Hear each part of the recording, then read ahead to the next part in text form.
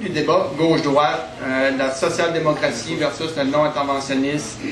Est-ce que ce spectre d'analyse est toujours pertinent et où vous situez-vous dans ce spectre? Ben moi, bien sûr, on me colle l'étiquette de gauche, puis on me dit tout le temps, pourquoi t'es pas à Québec solidaire?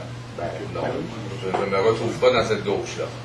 Alors, je m'identifie vraiment, pleinement à ce qu'on a construit comme société. Ce qu'on a défini tantôt comme étant le modèle québécois.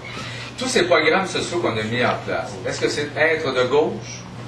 Est-ce que la justice sociale, l'équité, les droits, ces grandes valeurs universelles qui ont animé le monde depuis une couple de centaines d'années, n'est-ce pas? Sinon plus, est-ce qu'elles sont de gauche? Bien sûr, il existe la gauche, il existe la droite, etc. Bon, Moi, je pense que ce qui fait notre particularité ici au Québec, c'est d'avoir eu ce génie de bâtir notre propre modèle. Bien sûr, en s'inspirant d'un paquet d'expériences qu'on a vues ailleurs dans le monde, mais en l'adaptant ici, cherchant nos équilibres pour assurer notre développement, cherchant l'équilibre entre les forces syndicales et les forces sociales, mais cherchant aussi à donner de place au monde syndical. C'est pas pour rien, c'est pas gratuit le fait qu'ici au Québec, on ait par exemple un taux de syndicalisation de 40%. Ce taux de syndicalisation n'existe pas dans les autres provinces, ça existe encore moins aux États-Unis, n'existe pas en Amérique latine. Un taux de syndicalisation parce qu'on a fait un choix de société dans les années 60. Puis après ça, dans les années 70 et par la suite, on a modifié le Code du travail. On a fait en sorte que ce soit un peu plus facile de se syndiquer. Et c'est pas encore suffisant pour moi. Quand je regarde l'exemple danois qui me dit 90% de travailleurs syndiqués, c'est pas pire.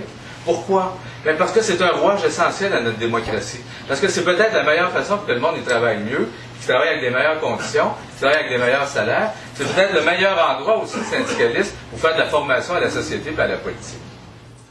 Une société ne se bâtit pas quand une partie de cette société-là veut exclure une autre partie de la société.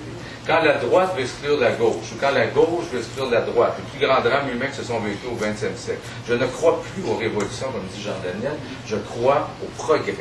Je ne crois pas aux compromissions, mais je crois au compromis. C'est-à-dire, il faut mettre autour de la table les différents, ce qu'on appelle les partenaires ou intervenants, les patrons, les syndicats, le monde social, le monde des groupes de femmes, le monde environnemental, etc. Et trouver notre modèle à nous, notre chemin à nous. Il y en a tout le temps une zone de gauche. Il s'agit de la trouver. Encore faut-il avoir ce courage de vouloir asseoir ces gens. Moi, j'ai pas de problème à parler avec le président du Conseil du patronat. Pas de problème. Dans le cadre des batailles qu'on a fait sur le chômage, on s'est assis avec les patrons aussi.